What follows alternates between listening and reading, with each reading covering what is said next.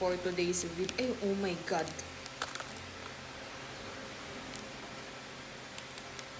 Ang sarap. So, today guys, kakain tayo ng cream puff.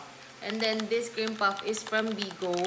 So, pastry sila dito sa TikTok. Meron sila mga iba't ibang version ng tinapay. Pero ito muna yung itatry ko, yung cream puff nila. Meron silang ice cream version and then also salted egg. So, try natin yung salted egg, guys.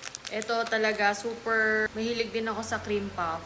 Kaya lang ayoko yung medyo may pagkamatamis. So, ito ina natin kung ano yung lasa. Kasi nga salted egg nga siya.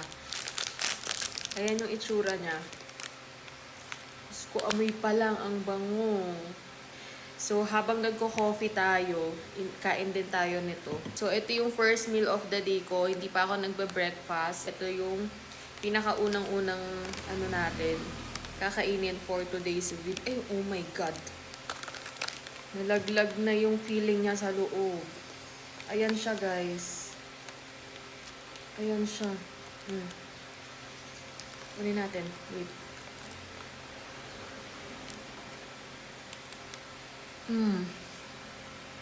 Ang sarap.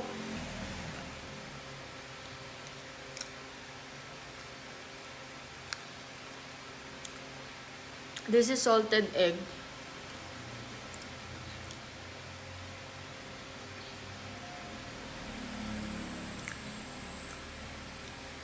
In fairness, hindi siya matamis masyado.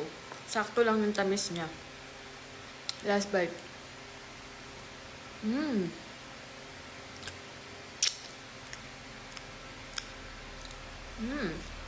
sarap.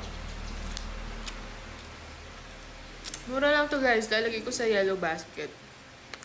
So, bukas, ito naman yung itatry natin. Lalagay ko siya sa yellow basket. Bye! Nga.